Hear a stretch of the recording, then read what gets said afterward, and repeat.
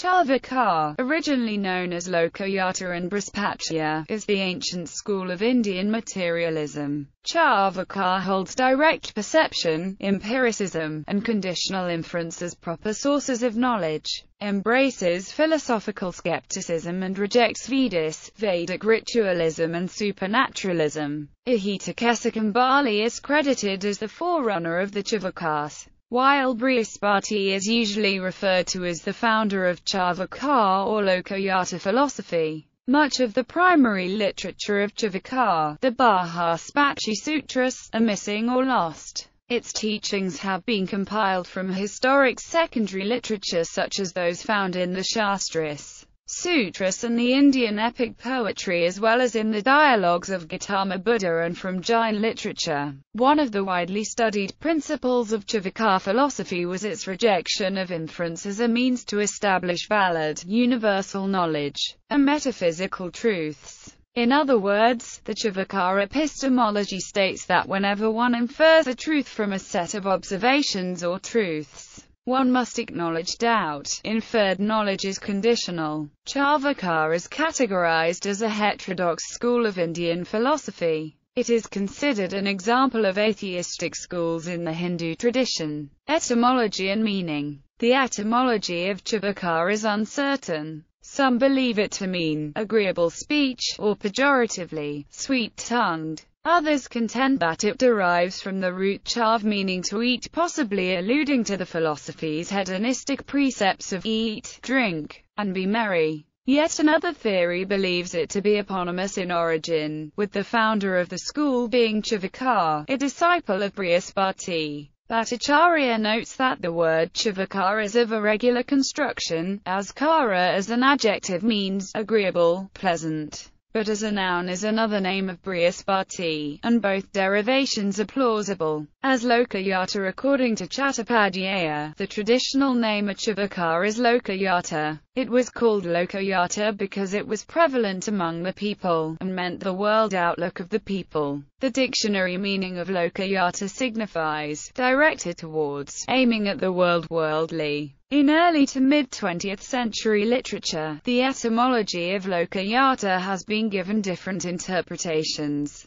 in part because the primary sources are unavailable, and the meaning has been deduced from divergent secondary literature. The name Lokayata, for example, is found in Chanakya's Arthashastra, which refers to three Anviksaikish, Yoga, Samkhya and Lokayata. However, Lokayata in the Arthashastra is not anti-Vedic, but implies Lokayata to be a part of Vedic law. Lokayata here refers to logic or science of debate. Rudolf Frank translated Lokayata in German as logisch beweisende Naturerklärung, that is, logically proving explanation of nature. In 8th century CE Jaina literature, Sadarsana Ramakaya by Haravardra, Lokayata is stated to be the Hindu school where there is no God, no samsara, no karma, no duty, no fruits of merit, no sin. The Buddhist Sanskrit work Divyavadana mentions Lokayata, where it is listed among subjects of study, and with the sense of technical logical science. Shantarakshita and Adi Shankara use the word Lokayata to mean materialism, with the latter using the term Lokayata, not Charvaka. The terms Lokayata and Bṛhaspatya have been used interchangeably for the Charvaka philosophy of materialism. Origin. The origins of the Charvaka can be traced to the Rig Veda, but substantial discussions on the Charvaka is found in post-Vedic literature. The primary literature of Charvaka, such as the Bṛhaspatya Sutra, is missing or lost. Its theories and development has been compiled from historic secondary literature such as those found in the Shastras,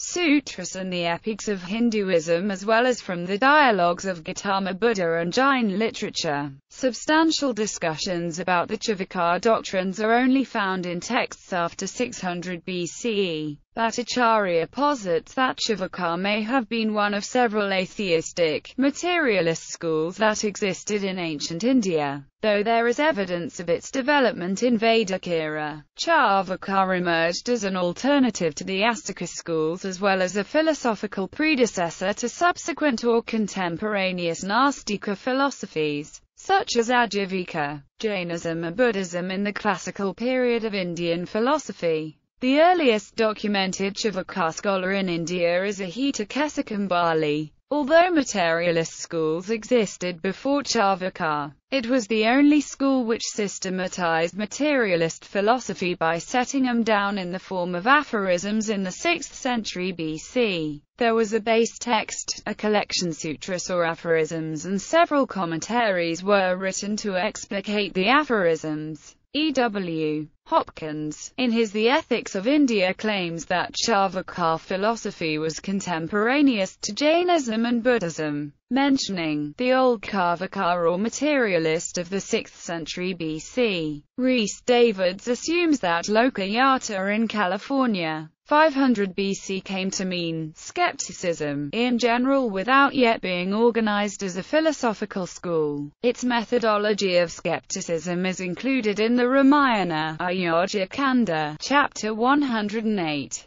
where Jabali tries to persuade Rama to accept the kingdom by using Nastika arguments. The highly wise arrive at a conclusion, therefore, that there is nothing beyond this universe. Give precedence to that which meets the eye and turn your back on what is beyond our knowledge. There are alternate theories behind the origins of Charvaka. Bṛhaspatya is sometimes referred to as the founder of Charvaka or Lokayata philosophy. Billington states that a philosopher named Charvaka lived in or about the 6th century BC, who developed the premises of this Indian philosophy in the form of Bṛhaspatya Sutra. These sutras predate 150 BC, because they are mentioned in the Mahabharata. A.L. Basham, citing the Buddhist Samanaphala Sutta, suggests 6 schools of heterodox, pre-Buddhist and pre-Jain, atheistic Indian traditions in 6th century BCE, that included Charvakas and Ajivikas. Charvaka was a living philosophy up to the 12th century in India's historical timeline, after which this system seems to have disappeared without leaving any trace. Philosophy. The Charvaka school of philosophy had a variety of atheistic and materialistic beliefs. They held perception to be the valid and reliable source of knowledge. Epistemology. The Charvaka epistemology holds perception as the primary and proper source of knowledge, while inference is held as prone to being either right or wrong and therefore conditional or invalid. Perception are of 2 types for Charvaka: external and internal. External perception is described as that arising from the interaction of 5 senses and worldly objects, while internal perception is described by this school as that of inner sense, the mind. Inference is described as deriving a new conclusion and truth from one or more observations and previous truths. To Charvakas, inference is useful but prone to error, as inferred truths can never be without doubt.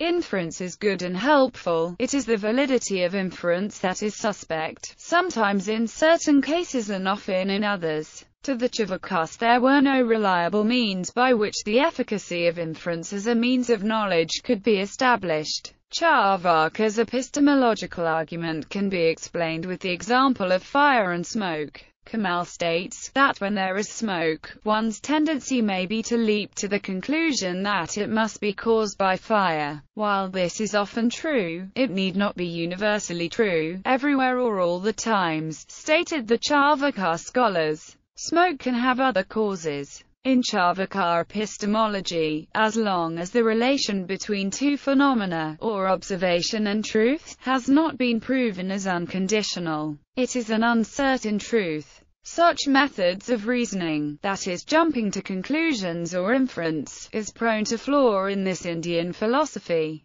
Charvakas further state that full knowledge is reached when we know all observations, all premises and all conditions. But the absence of conditions, state Charvakas, cannot be established beyond doubt by perception. as some conditions may be hidden or escape our ability to observe. They acknowledge that every person relies on inference in daily life, but to them if we act uncritically, we err. While our inference sometimes are true and lead to successful action, it is also a fact that sometimes inference is wrong and leads to error. Truth, then, states Charvāka, is not an unfailing character of inference. Truth is merely an accident of inference, and one that is separable. We must be skeptics, question what we know by inference, question our epistemology. This epistemological proposition of Charvāka's was influential among various schools of Indian philosophies, by demonstrating a new way of thinking and re-evaluation of past doctrines. Hindu, Buddhist and Jain scholars extensively deployed Charvāka insights on inference in rational re-examination of their own theories. Comparison with other schools of Hinduism. Cārvāka epistemology represents minimalist pramanas in Hindu philosophy. The other schools of Hinduism developed and accepted multiple valid forms of epistemology. To Charvāka, pratyeksa was the one valid way to knowledge, and other means of knowledge were either always conditional or invalid. Advaita Vedanta scholars considered 6 means of valid knowledge and to truths: pratyeksa, anumana, upamana, arthapati, anupalabdha and abda. While Cārvāka school accepted just one, the valid means of epistemology in other schools of Hinduism ranged between 2 to 6. Metaphysics, since none of the means of knowing were found to be worthy to establish the invariable connection between middle term and predicate. Cārvāka concluded that the inference could not be used to ascertain metaphysical truths.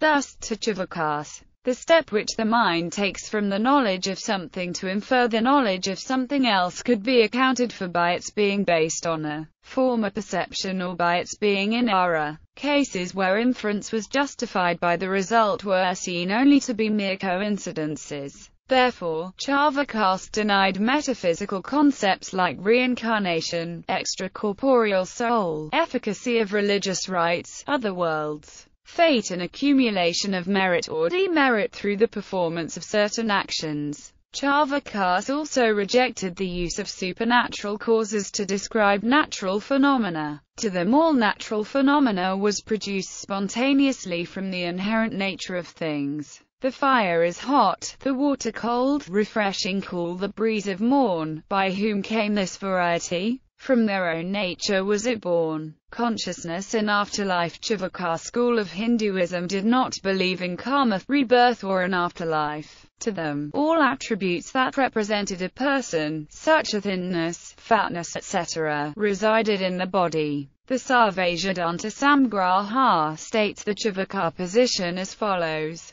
there is no other world other than this, there is no heaven and no hell, the realm of Shiva and like regions are invented by stupid impostors. Sarvajadanta Samgraha, verse 8. Pleasure. Charvāka believed that there was nothing wrong with sensual pleasure, since it is impossible to have pleasure without pain. Charvāka thought that wisdom lay in enjoying pleasure and avoiding pain as far as possible. Unlike many of the Indian philosophies of the time, Charvāka did not believe in austerities or rejecting pleasure out of fear of pain and held such reasoning to be foolish.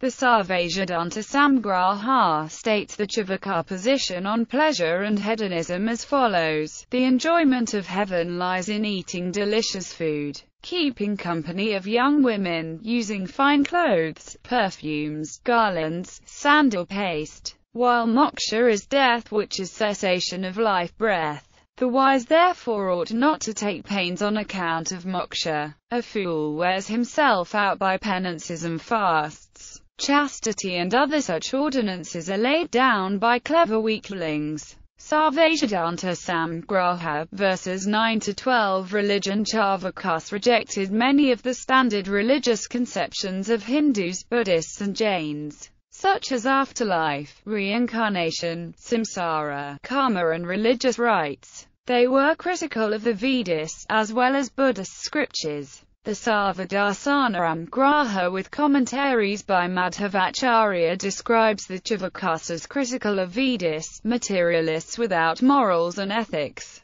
To Charvāka, the text states, the Vedas suffered from several faults, errors in transmission across generations, and truth, self-contradiction and tautology. The Cārvākas pointed out the disagreements, debates and mutual rejection by Karmakanda Vedic priests and Jnanakanda Vedic priests, as proof that either one of them is wrong or both are wrong, as both cannot be right. Cārvāka, according to Sarvadarsanaram Graha verses 10 and 11, declared the Vedas to be incoherent rhapsodies whose only usefulness was to provide livelihood to priests. They also held the belief that Vedas were invented by man, and had no divine authority. Cārvāka rejected the need for ethics or morals, and suggested that, while life remains, let a man live happily. Let him feed on ghee even though he runs in debt. The Jain scholar Haravardha, in the last section of his text Sadarsana Ramukaya, includes Charvāka in 6 darsanas of Indian traditions, along with Buddhism, Nyaya Vaisheshika, Samkhya, Jainism and Jaiminiya. Haravardha notes that Charvāka assert that there is nothing beyond the senses, consciousness is an emergent property, and that it is foolish to seek what cannot be seen. The accuracy of these views, attributed to Charvāka, has been contested by scholars. Works. No independent works on Charvāka philosophy can be found except for a few sutras composed by Bṛhaspatya. The 8th century Tattvopallav Simha of Jayaraja Bhatta with Madhyamaka influence is a significant source of Charvāka philosophy. Shatdarshan Samuchay and Sarvadarsana Sangraha of Vidyaranya are a few other works which elucidate Charvāka thought. In the epic Mahabharata, Book 12, Chapter 39, a villain who dresses up like a scholar, self-appoints himself as spokesperson for all scholars, and who then advises Yudhishthira to act unethically, is named Charvāka. One of the widely studied references to the Charvāka philosophy is the Sarvadarsana Sangraha, a famous work of 14th century Advaita Vedanta philosopher Madhava Vidyaranya from South India, which starts with a chapter on the Charvāka system. After invoking, in the prologue of the book, the Hindu gods Shiva and Vishnu, Vidyaranya asks, in the first chapter, Ainai Akbari, a record of the Mughal Emperor Akbar's court, mentions a symposium of philosophers of all faiths held in 1578 at Akbar's insistence. In the text, the Mughal historian Abul Fazl ibn Mubarak summarizes Charvāka philosophy as unenlightened, and that their literature as lasting memorials to their ignorance. He notes that Charvāka considered paradise is the state in which man lives as he chooses, without control of another, while hell is the state in which he lives subject to another's rule. On statecraft, Charvāka believed, states Mubarak, that it is best when knowledge of just administration and benevolent government is practiced. Sanskrit poems and plays like the Nasadakarita, Prabodhakandradaya, Agamadambara, Vidvanmadatarangini and Kadambari contain representations of the Charvāka thought. However, the authors of these works were thoroughly opposed to materialism and tried to portray the Charvāka in unfavorable light. Therefore, their works should only be accepted critically. Loss of original works. There was no continuity in the Charvāka tradition after the 12th century. Whatever is written on Charvāka post this is based on second-hand knowledge, learned from preceptors to disciples, and no independent works on Charvāka philosophy can be found. Chatterjee and Dutta explain that our understanding of Charvāka philosophy is fragmentary, based largely on criticism of its ideas by other schools, and that it is not a living tradition. Though materialism in some form or other has always been present in India, and occasional references are found in the Vedas, the Buddhistic literature, the epics, as well as in the later philosophical works, we do not find any systematic work on materialism, nor any organized school of followers as the other philosophical schools possess.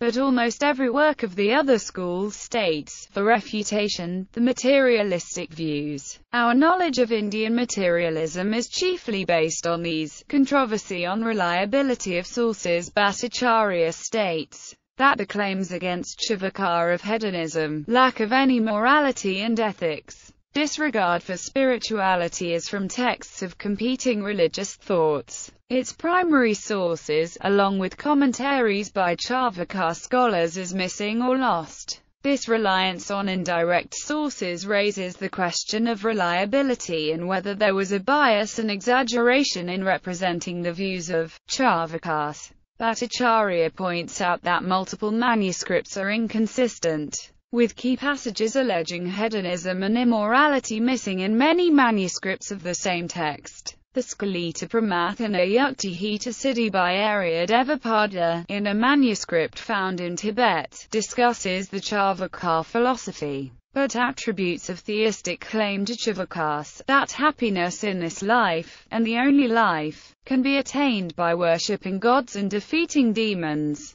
Toso posits that his Charvaka philosophy's views spread and were widely discussed. Non-Charvakas such as Aryadeva added certain points of view that may not be of Charvakas. Buddhists, Jains, Advaita Vedantins, and Nyaya philosophers considered the Charvakas as one of their opponents and tried to refute their views. These refutations are indirect sources of Charvaka philosophy. The arguments and reasoning approach Charvakas deployed were significant that they continued to be referred to, even after all the authentic Charvaka, Lokāyata texts had been lost. However, the representation of the Charvaka thought in these works is not always firmly grounded in first-hand knowledge of Charvaka texts and should be viewed critically. Likewise, states Bhattacharya, the charge of hedonism against Charvaka might have been exaggerated.